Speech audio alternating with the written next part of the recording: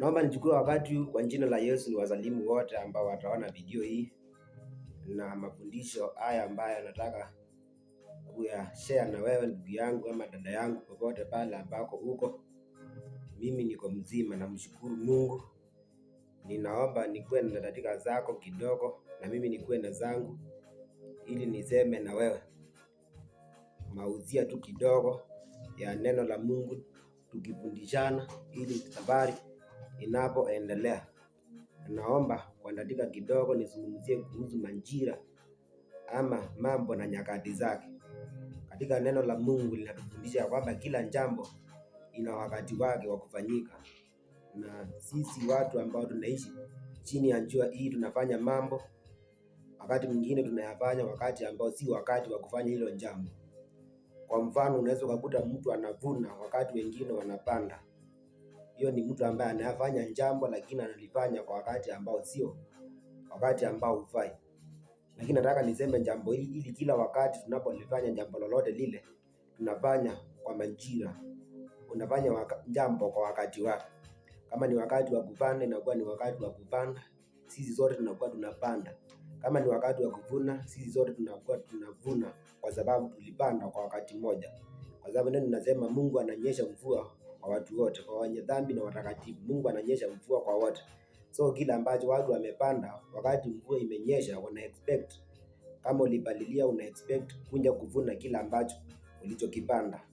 Na ndivyo sababu na mimi nachukua nafasi hii kuzungumzia mambo haya, mambo na nyakati zake, hasa kwa vijana, kwa kizazi hiki ambacho tuko, watu ambao ni wadogo kiumri, kimiaka, wengine bado ambao wako kwa ndoa, wengine ambao bado hawajaingia kwa ndoa, ni wadogo, wengine wanasoma.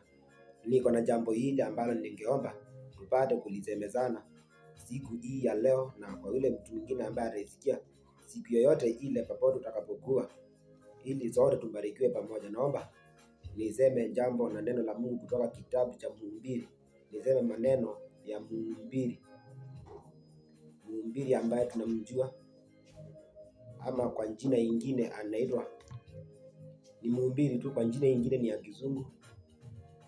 Mtu anaweza akaitumia hiyo ya Kizungu, lakini ninaomba tu niseme jambo kutoka kwa kitabu cha Mhubiri. Kifungu ni cha 11 mstari wake kuanzia mstari wa 9.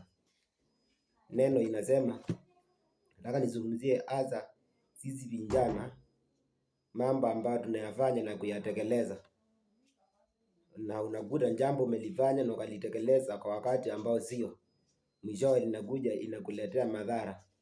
Inakuwa kwako inaleta madhara baadaye, lakini hukujua wakati ulipokuwa unatekeleza lile jambo. Kitabu cha Mhubiri 11. Naomba nisome alafu nieleze ama nifundishe tu kwa dakika 1, 2, 3 na Mungu atatukuzwa. Mhubiri 11 mstari wa 9 inasema, wewe kijana ufurahie ujana wako na moyo wako ukachangamshe siku za ujana wako. Ukaziendee njia za moyo wako na katika maono ya macho yako. Lakini unjue wewe ya kwamba kwa ajili ya haya yote Mungu atakuletea hukumu. Ni neno ambalo linena na mtu ambaye ni mtu ambaye alijaliwa hekima na maarifa kubwa kutoka mbinguni na Mungu, na anaongea maneno kuhusu kizazi cha, ama anaongea maneno ya mtu akiwa ako katika hali ya ujana. Anasema wewe kijana ufurahie ujana wako na moyo wako ukuchangamshe siku za ujana wako. Ukaziendee njia za moyo wako na katika maono ya macho yako. Lakini unjue wewe ya kwamba kwa ajili ya haya yote Mungu atakuletea hukumu. Sisi tuko katika hali ya majira ya ujana, na mambo ambayo tunayaona katika wakati wa ujana ni mambo ambayo ni mazuri ya mtu kuyatekeleza ama kuyaendea, kwa sababu Mhubiri alihubiri ama akiandika neno hili alijua kuna majira itakayokuja mtu atakuwa anapenda mambo yale ambayo anayaona. Tena kwa sababu ya ujana atapenda kufurahisha moyo wake. Lakini kuna jambo ambalo analiweka pale katika hiyo mstari wa 9 akimalizia anasema, lakini unjue wewe ya kwamba kwa ajili ya haya yote Mungu atakuletea hukumu. Ndio sababu naomba niongee jambo kuhusu kesho ya sisi ambao tuko katika hali ya ujana, kwa sababu ya kila ambacho tunachokitenda. Ndio sababu nasema majira, wakati wa kufanya jambo kwa wakati ule ambao unaofaa. Kwa sababu sisi sasa hivi kuna wale ambao wanapanda kupitia kwa njia hii na wale wengine wanapanda kwa njia hii. Lakini kuna wakati utakaofika utakuwa kila mtu atakuwa anavuna kile ambacho alichokipanda. Na nikisema mambo haya ninayasema nikiwa na ushuhuda ama na nikiwa nimeona mambo mengine ambao ndugu zetu wala ambao wametutangulia, watangulizi wetu, mambo yale ambao wameyapitia. Wengine mtu pasipo kujua shida ile ambayo iko kwake ama shida ile ambayo anapitia, ni kwa sababu kuna wakati alipopanda, wakati ambao huko wakati wa kupanda jambo hilo. In the book, kwa hiyo kitabu tu cha Mhubiri 3 ili niunganishe majira ya ujana na mambo yana nyakati zake. Inasema Mhubiri 3 mstari wa kwanza inasema kwa kila jambo kuna majira yake, na kwa wakati wa kila kusudi chini ya mbingu. So wakati sisi ambao uko mdogo kwa chini ya jua hii, kila jambo linatendeka kwa kusudi lake, na kila majira inakuja kwa sababu yake, na kwa sababu ni wakati wa hayo majira. Lakini ukichanganya utenda jambo wakati si wakati wa kufanya hiyo jambo, mwisho utakuja kupata matokeo ambayo itakuletea shida na madhara mengi baadaye ambayo utakuja kuyapitia kwa maisha yako, na itakuwa ni kwa sababu ya kila ambacho ulichokitekeleza wakati ambao haukufaa. Leo hii vijana tunakimbililia mambo ya kuchangamsha miili yetu, kama vile Sulemani anapoongea anasema, wewe kijana, siendee njia za moyo wako, ufurahie hiyo. Tena moyo wako uchangamkie siku za ujana wako, ukaziendee njia za moyo wako, mambo yale ambayo yanapendeza moyo. Leo hii mambo ambayo yamejawa na ubatili ndio ambayo inapendeza vijana, ndio ambayo inatupendeza katika hali ya ujana. Lakini akimalizia, ndio nataka na mimi nikuambia kwamba unapokuwa ukitenda jambo lako, unapokuwa ukifanya mambo yako, angalia mwisho yasije ikakuletea madhara, kwa sababu hukujua wakati ulipokuwa unalitenda kile ambacho ulikuwa unakitenda. Ndio sababu Mhubiri anamalizia na kusema, lakini wewe unjue kwamba kwa ajili ya haya Mungu atakuletea hukumu. Kuna wakati utakapofika, kwa sababu kila ambacho unachokipanda ukiwa hapa chini ya jua lazima uvune kila ambacho ulipanda. Kuna wakati utakapofika, kila ambacho ulitenda wakati wa ujana Mungu atakuletea mavuno yake. So ni jukumu lako na uamuzi wako wakati unapoingia katika hali ya kupanda, kwa sababu ya ujana ni wakati wa kupanda. Unaweza ukapanda maisha yako yakawa mazuri, ama ukayapanda yakawa maisha mabaya. Kuna mtu ambaye amechagua kutumia madawa za kulevya, kuna mwingine ambaye amechagua kuishi na Yesu.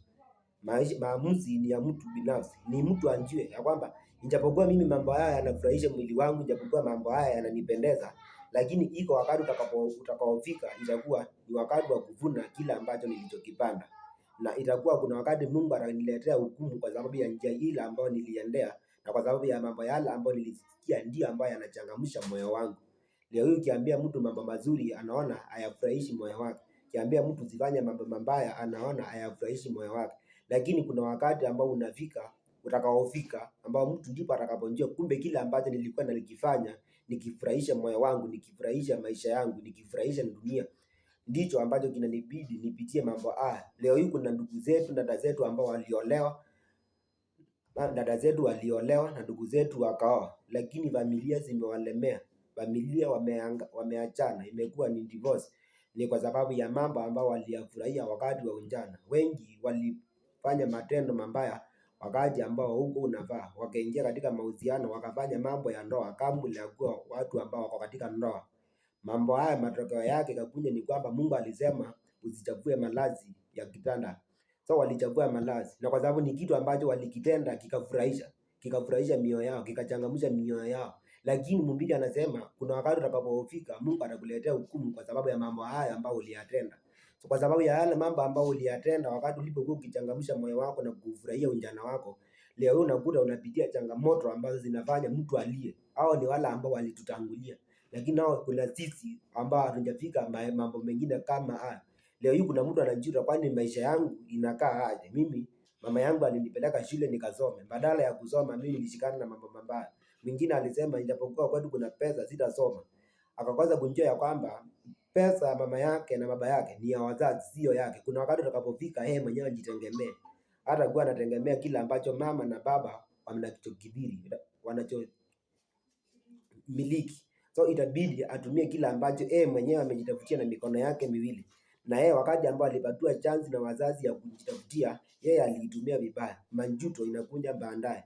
Jambo hili naomba niliongee, mtu akiangalie njia yake na kuenenda kwake, ili mwisho wake usije ukajawa na majuto kwa sababu ya kila ambacho alichokiendea wakati alipokuwa kijana.